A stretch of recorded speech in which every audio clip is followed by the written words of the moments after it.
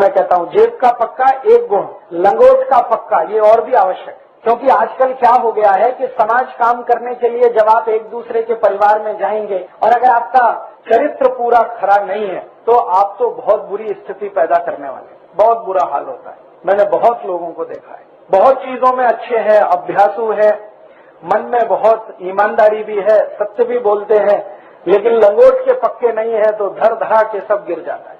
तो ये तो बहुत ही आवश्यक, चरित्र से खरा होना, लंगोट का पक्का होना, जेब का पक्का होना, फिर लंगोट का पक्का होना। मेरा मानना है कि ये दो गुण तो हर एक में कंपलसरी होने ही चाहिए। अगर ये दो गुण नहीं है तो आप कोई समाज काम नहीं कर सकते। अपने को आप झूठ बोल रहे हैं, दूसरों को भी झूठ बोल रहे हैं। कार्यकर्ता होने के लिए जो सबसे पहली दो प्राथमिक शर्त है उनमें से एक है जेब का पक्का होना, दूसरा लंगोट का पक्का होना, चरित्र से खरा होना। कोई भी उंगली नहीं उठा सके कि इसके मन में कोई खोट है। और मैं आपको एक बात बता देता हूं कि अगर आपके चरित्र में कहीं भी थोड़ी गड़बड़ी है ना, ढिलाई है, वो तुरंत समझ में आती है। ऐसा नहीं है कि आप उसको छुपा लें। और घर की जो महिलाएं होती है ना, उनको सबसे जल्दी समझ में आती है। ईश्वर ने, भगवान ने स्त्रियों को एक ऐसी शक्ति दी है जो पुरुष के पास नहीं है। वो किसी को देख के बता सकती है कि ये लंपट है कि ईमानदार है, चरित्र में ऊंचा है कि नीचा है। ये ईश्वर ने बड़ी जबरदस्त शक्ति महिलाओं को दी है, पुरुष को नहीं है।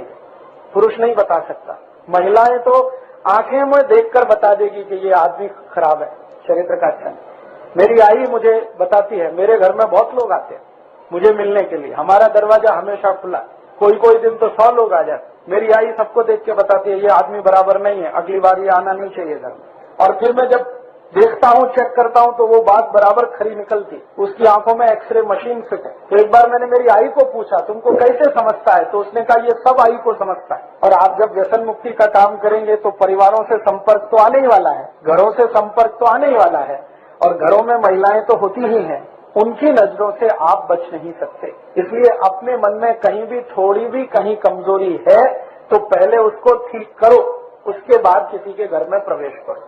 नहीं तो कल को कोई शिकायत आई तो काम तो एक बाजू में रह जाएगा, जिंदगी आपकी उसी शिकायत को दूर करने में निकल जाएगी। इसलिए हमें दो स्तर पर बहुत पक्का होने की जरूरत है कार्यकर्ताओं को।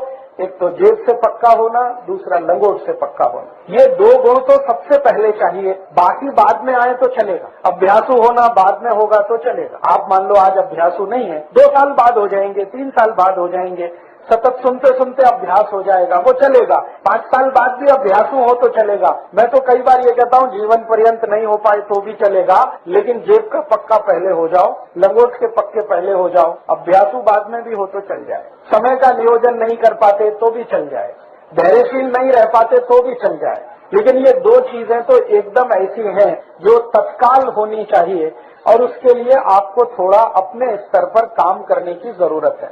लंगोट का पक्का होने के लिए मैंने एक बार और भी कहा था पिछली बार शिविर में, वो फिर दोहराता हूँ कि आपके मन में व्यसन ना आए, किसी को भी देखकर आपके मन में व्यसन ना आए, ऐसी कुछ स्थिति बनाने के लिए थोड़ा प्रयास करने की जरूरत है, और वो हो जाता है। कोई भी कर सकता है इसको। एक तो मैंने पहले बताया था, याद है किसी को क्या बताया था? एक बार पिछले शिविर में प्राणायाम बताया, याद है ना? तो सतत 5-7 मिनट प्राणायाम किया करो, और 3-4 प्राणायाम बहुत आवश्यक है। अपने शरीर की वासना को नियंत्रण में रखने के लिए 3-4 प्राणायाम बहुत आवश्यक। उनमें से एक प्राणायाम है जिसका नाम है कपाल भाती, दूसरा है अनुलोम विलोम, तीसरा है भस्त्रिका, चौथा है भ्रामरी। ये 4 प्राणायाम अगर रोज किए तो बहुत अच्छा है। कपाल भाती माने तेजी से सांस बाहर निकालना, और जब निकालेंगे तो जाएगी भी, वो तो स्वाभाविक। अनुलोम विलोम माने एक तरफ की नाक बंद करके पूरी सांस निकालना, फिर भरना, दूसरे से निकालना, फिर भरना थी, ये तो अनुलोम। भ्रामरी तो ये बंद करके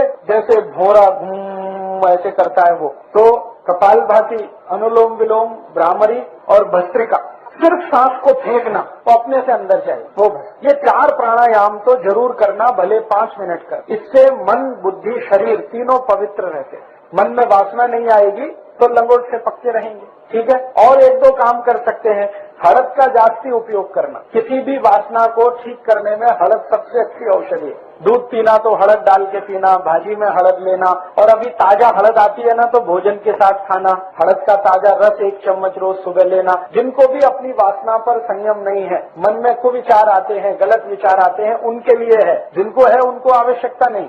तो ये स्थिति आपकी बनेगी तो आप कुछ बड़ा समाज काम कर सकेंगे। और मैं ऐसा बोलता हूं कि भले आप कुछ समाज काम नहीं कर सकें, लेकिन समाज के लिए आदर्श जरूर बन जाएंगे कि देखो वो एक कार्यकर्ता है। ऐसा कार्यकर्ता होना, भले क्रांति हो या ना हो, लेकिन आप आदर्श बन जाएंगे अपने समाज और आपके जैसे आदर्श दूसरे भी बन जाएंगे। तो हमें कार्यकर्ता होने के लिए कुछ प्राथमिक जो शर्तें हैं वो इस तरह की हैं जो करें